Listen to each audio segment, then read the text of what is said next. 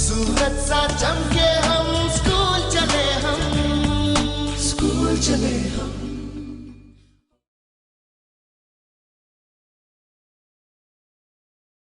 बच्चों, आप सभी मुझसे वाकिफ़ हैं, चित परिचित हैं, लेकिन जो नए बच्चे मुझे आज देखेंगे, मुझे सुनेंगे, उनके लिए परिचय देना आवश्यक है। तो मैं श्रीमती मीना पांडे, शासकीय बहुउद्देशीय उच्चतर माध्यमिक विद्यालय क्रमांक 1 माणक चौक रतलाम से आज मैं हिंदी विषय में आपको अलंकार को किस तरह सरल तरीके से याद किया जाए उसकी एक ट्रिक बताने वाली हूँ।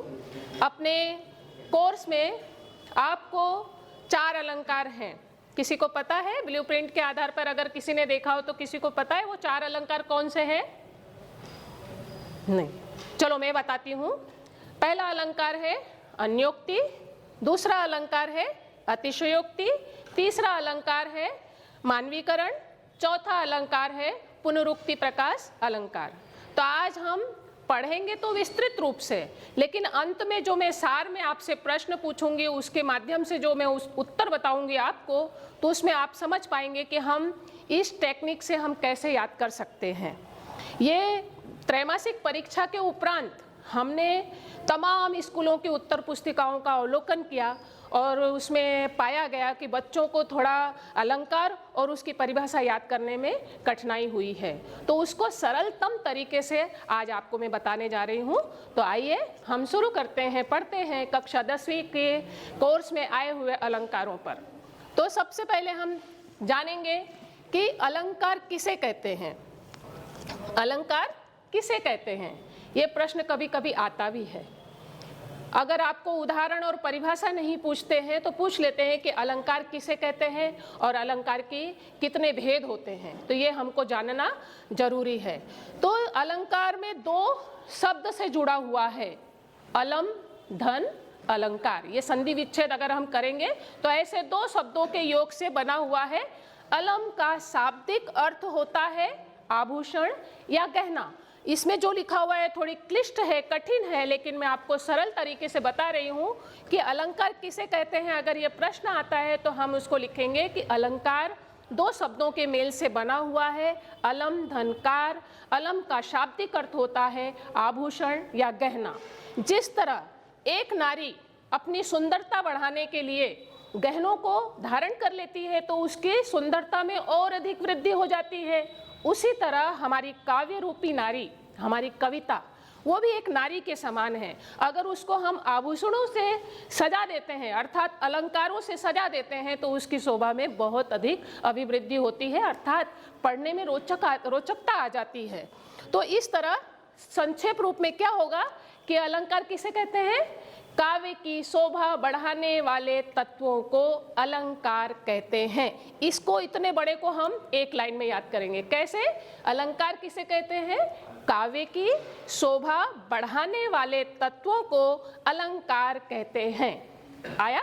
समझ में आई? उत्तर याद हुआ? काव्य की शोभा बढ़ाने वाले तत्वों को अलंकार कहते हैं। अगर आपको ये याद रह जाए कि ये गहना होता है, आभूषण होता है, इसका अर्थ जिस तरह नारी धारण कर लेती है तो उसकी शोभा बढ़ जाती है, उसी तरह काव्य रूपी नारी अगर धारण कर लेती है तो उसकी शोभा बढ़ जाती है। अब हम आगे बढ़ते हैं। अलंकार के भेद। अलंकार के भेद कितने होते हैं? पहला होता है शब्दालंकार। पहला होता है शब्दालंकार। पहला होता है शब्दालंकार। सब जब तक हाँ नहीं बोलोगे मैं बोलती रहूंगी। दूसरा होता है अर्थालंकार। तीसरा होता है उभयालंकार। ये जानकारी होनी आवश्यक है बच्चों। तो शब्दालंकार को अगर हम जाने तो जहां पर जिस अलंकार में शब्दों के माध्यम से चमत्कार उत्पन्न किया जाए, जिस अलंकार में शब्दों के माध्यम से चमत्कार उत्पन्न किया जाता है, तो वहां पर शब्दालंकार होता है। अब इसको इससे कयास लगाओ कि जैसे इधर शब्द था, इधर अर्थ है, तो उसी तरह अब अर्थालंकार किसे कहेंगे? जहां पर अर्थों के माध्यम से चमत्कार उत्पन्न हो, वहां पर अर्थालंकार होता है। उभय अलंकार। उभय मतलब दोनों। कौन दोनों? शब्द और अर्थ, है ना? दोनों। उभय मतलब ये संस्कृत शब्द है ना, उभय मतलब, और ये संस्कृत में ही होता है, हमारे हिंदी में अधिकतर शब्द और अर्थालंकार है। तो उभय मतलब दोनों। जिस अलंकार में शब्द के भी माध्यम से, अर्थ के भी माध्यम से, अगर दोनों के माध्यम से चमत्कार उत्पन्न होता है तो वहां पर उभय अलंकार होता है। अब हम चर्चा करेंगे हमारे जो कोर्स में है अलंकार। पहला अलंकार मैंने कौन सा बताया था? अन्योक्ति अलंकार।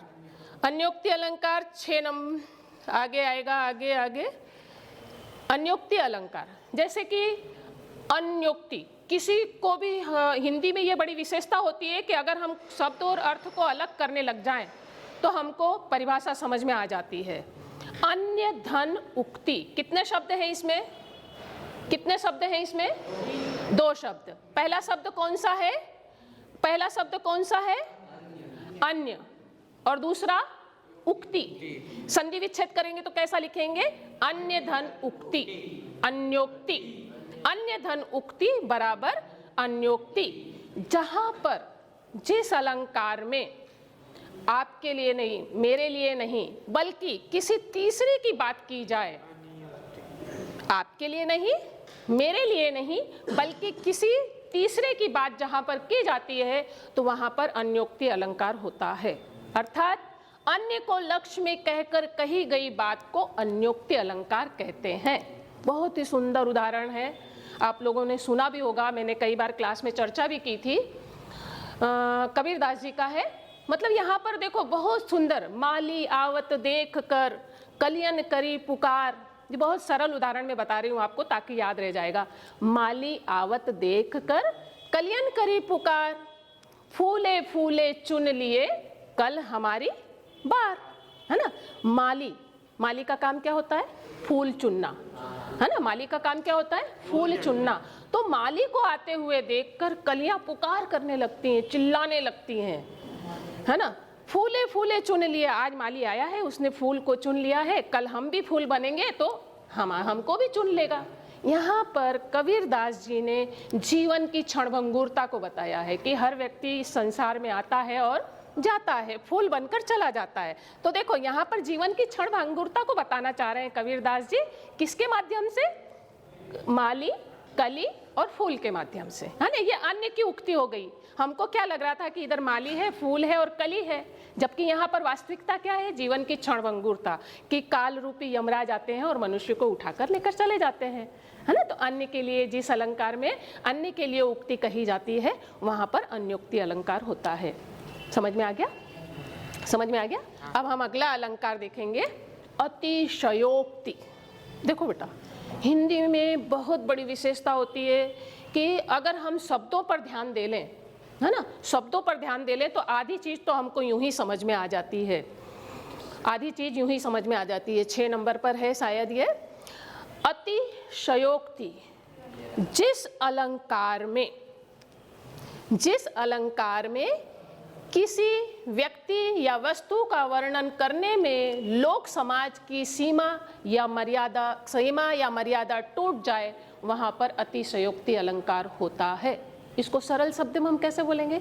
कि जहां पर किसी बात को बढ़ा चढ़ाकर वर्णन किया जाए, मतलब वो ऐसा हो नहीं लेकिन बताया जाए, अतिशयोक्ति, वहां पर अतिशयोक्ति अलंकार होता है। मतलब सीमा का उल्लंघन, मतलब मर्यादा जो है, नियम जो है, उससे परे बात कुछ की जाए जहां पर, वहां पर अतिशयोक्ति अलंकार होता है। सरल शब्दों में क्या होगा कि जहां पर किसी बात को बढ़ा चढ़ाकर वर्णित किया जाए वहां पर अतिशयोक्ति अलंकार होगा। उदाहरण है, खूब सुंदर उदाहरण है। हनुमान की पूंछ में लगन न पाई आग, लंका सारी जल गई, गए निशाचर भाग। निशाचर मतलब भूत, दैत्य, राक्षस, है ना, राक्षस, है ना। हनुमान की पूंछ में लग न पाई आग, लंका सारी जल गई, गए निशाचर भाग। ऐसा हो सकता है क्या कि हनुमान की पूंछ में आग भी न लगे और सारी लंका भी जल जाए और सारे निशाचर भी भाग जाए? ऐसा तो संभव नहीं है ना। लेकिन यहाँ पर तुलसीदास जी ने ऐसा इसलिए प्रस्तुत किया है ताकि बताना चाह रहे थे कि वहां पर कितनी भयानक स्थिति उत्पन्न कर दी थी हनुमान जी ने। मतलब इतनी आग लग गई, देखते ही देखते पूरी लंका जल गई। तो यहाँ पर सीमा का उल्लंघन है, किसी बात को बढ़ा चढ़ाकर कहा है तुलसीदास जी ने, इसलिए यहाँ पर अतिशयोक्ति अलंकार है। अब हमारा अगला अलंकार आता है मानवीकरण अलंकार, मानवीकरण अलंकार, है ना बेटा, शब्दों पे जोर देना है। जैसे हमने अन्योक्ति पर दिया, अतिशयोक्ति पर दिया, ऐसे मानवीकरण पर देना है। 20 या 21 नंबर पर है मानवीकरण, मानव, है ना। जब, मैं बहुत सरल तरीके से बता रही हूँ, इसमें जो लिखा है उसको एक बार हम पढ़ जरूर लेते हैं कि जहाँ पर काव्य में जड़ में चेतन का आरोप होता है वहाँ पर मानवीकरण अलंकार होता है, अर्थात जहाँ जड़ प्रकृति पर मानवीय भावनाओं और क्रियाओं का आरोप हो तो वहाँ पर मानवीकरण अलंकार होता है।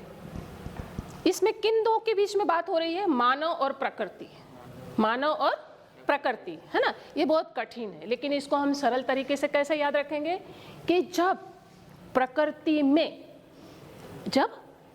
में मानव के गुणों का आरोप कर दिया जाता है, समझ में आ रही बात? जब प्रकृति में मानव के गुणों का आरोप कर दिया जाता है तो वहां पर मानवीकरण अलंकार होता है। अब मैं इससे हट के थोड़ा आपको समझा रही हूँ कि जैसे मानव का कार्य क्या होता है? देखना, सुनना, रोना, गाना, खाना, चलना, महसूस करना, ये सब मानव करते हैं।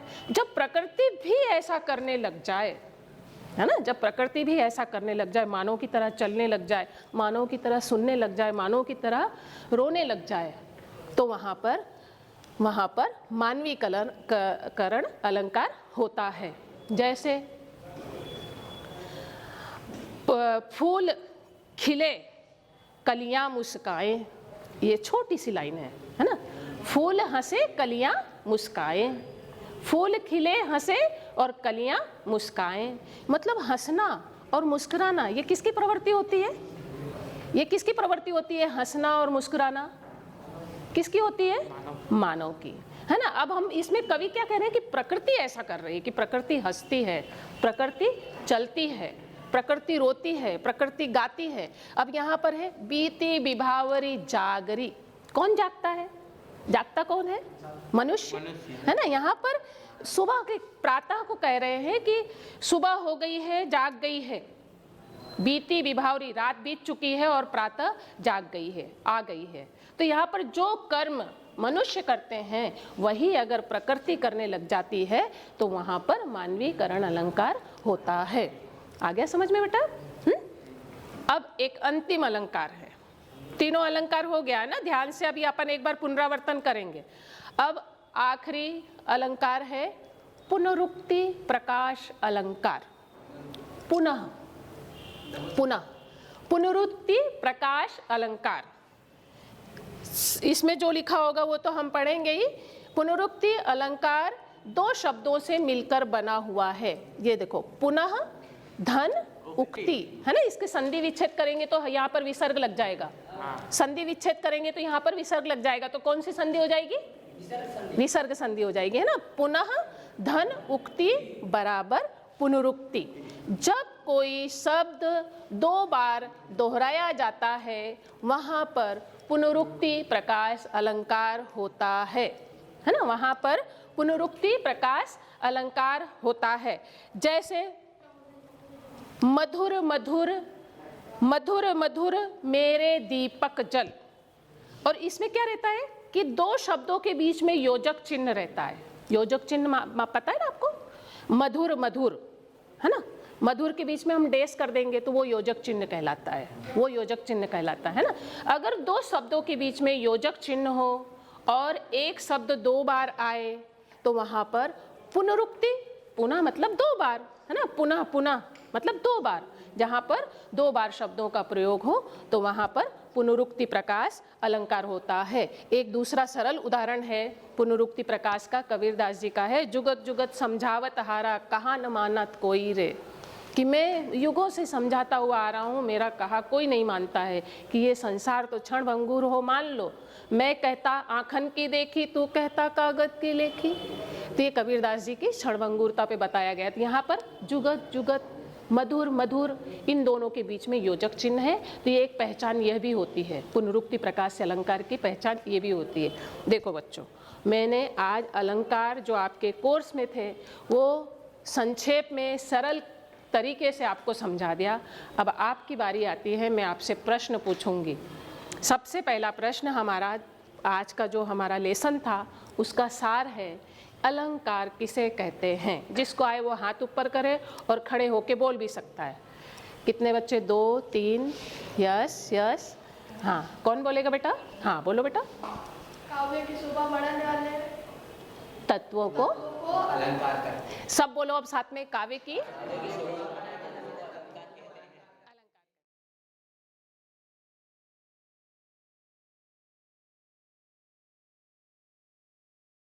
सूरज सा चमके